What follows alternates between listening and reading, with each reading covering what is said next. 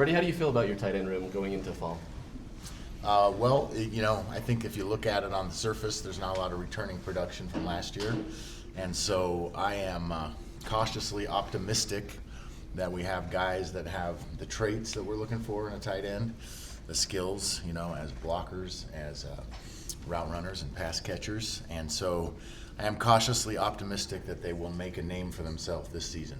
How does the tight end responsibility change and your responsibility change with this offense? The main difference is that we probably don't use the tight ends as much in a traditional tight end role like we did, in our previous offense.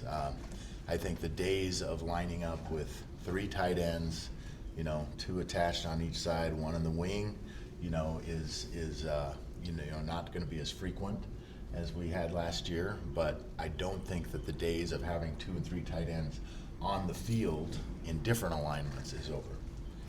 Kyle said that Lander's obviously going to be getting looks at tight end. How enticing is that for you? Well, if I'm going to be completely honest, I've always coveted Lander as a tight end since he was in high school. I know his brother Cody had a big influence on him.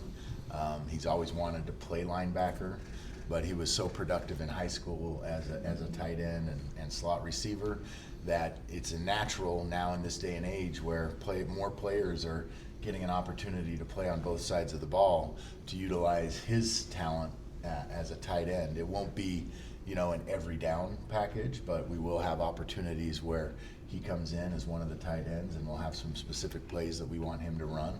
And, he's such a good athlete and he's such a high football IQ guy that he catches on to things really quickly. And I think this offense will help him because it's just a little bit more plug and play with how it's structured and not as much memorization. So it'll help him to fill into that role with not a huge growth curve. With Lander and then Otto Tia making the move, you also moved J.J. Buchanan to the tight end room.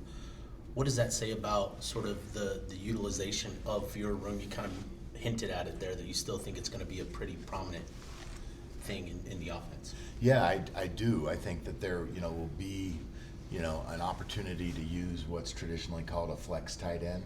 And, JJ fills that bill. He's up to 225 pounds, so he's becoming more of a tight end body. Hasn't lost any of his speed, any of his explosiveness. I'm not even going to tell you his vertical jump. We'll let that be a surprise. But, very excited. He came in June, had a great summer. Excited to see him get some reps and see what he can do. And I think that also I would expect him to be a big-time special teams contributor because he's got that long body. He's an athlete, and so there's a number of different positions we could put him on the special teams units. Hunter Andrews had a great spring. What do you see from him that can allow him to kind of take that into this fall? Hunter's another really high football IQ guy, and a guy that really is dedicated to perfecting what he does day in and day out.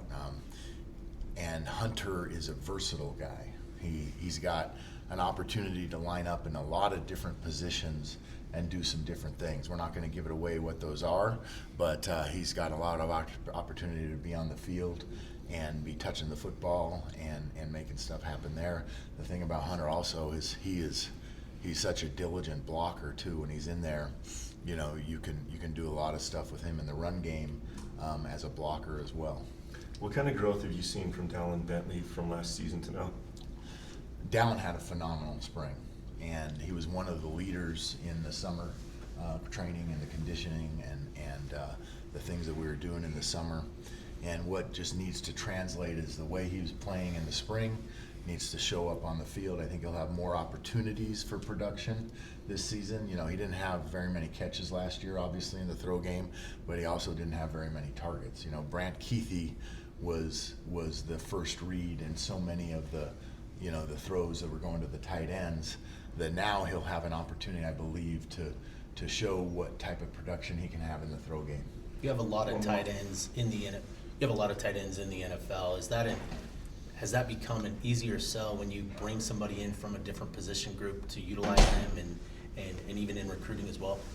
I think so, yeah. I think that the success that they've been able to have, and we have made some changes you know, to some guys' position that ended up at tight end and getting, you know, starting, getting a lot of reps and things like that. And then also in recruiting, you know, high school and junior college prospects, you know, when they see that's their dream, that's their goal for all of them. They all have a dream of playing in the NFL.